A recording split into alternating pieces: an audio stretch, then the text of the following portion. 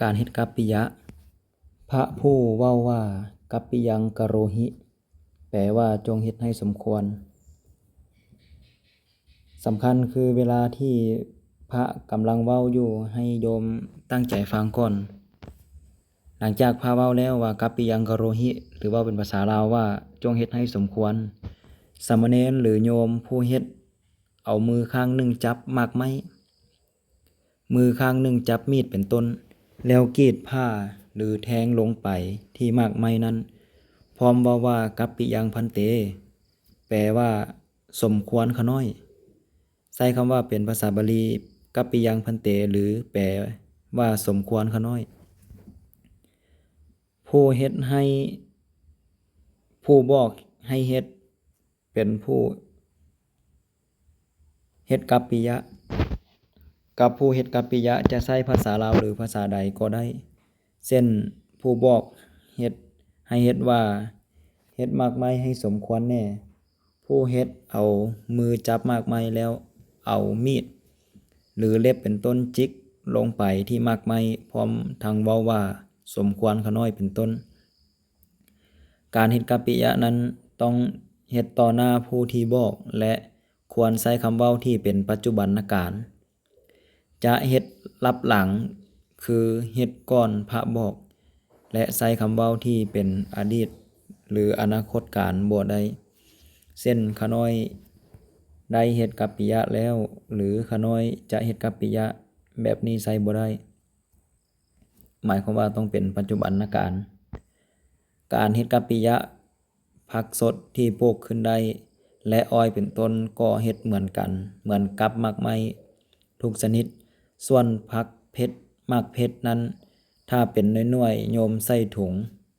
ใส่ถ้วยหรือถุงแล้วรวมติดกันอยู่หลายๆหน่วยเฮ็ดกัปปิยะเพียงหน่วยเดียวก็เป็นอันเฮ็ดทั้งหมดแล้วแต่อย่ายกขึ้นจากหมู่สำหรับหมากเผ็ดที่เป็นเม็ดๆถ้าหากกระจายอยู่ในถ้วยเฝอในถ้วยข้าวต้มหรือในน้ำแจ่วน้ำปลาเป็นต้นต้องเฮ็ดกัปปิยะเทื่อละเม็ดถ้าเม็ดหมากเผ็ดรวมติดกันอยู่เส้นข้าวป่นใส่กับข้าวสุกหรือน้ำแจ่วแคนๆเป็นก้อนติดกันอยู่เฮ็ดกัปปิยะเม็ดเดียวก็ได้วัตถุที่ใช้เฮ็ดกัปปิยะ1คือไฟใช้ไฟฟืนไฟถ่านเป็นต้นจี้เผาลวกเป็นต้นลงที่หมากไม้เป็นต้นนั้น2มีดทั่วไปเส้นเข็มใส่กรีดผ้าฝานผ้าตัดก็ได้หรือแทงลงไปที่หมากไม้เป็นต้น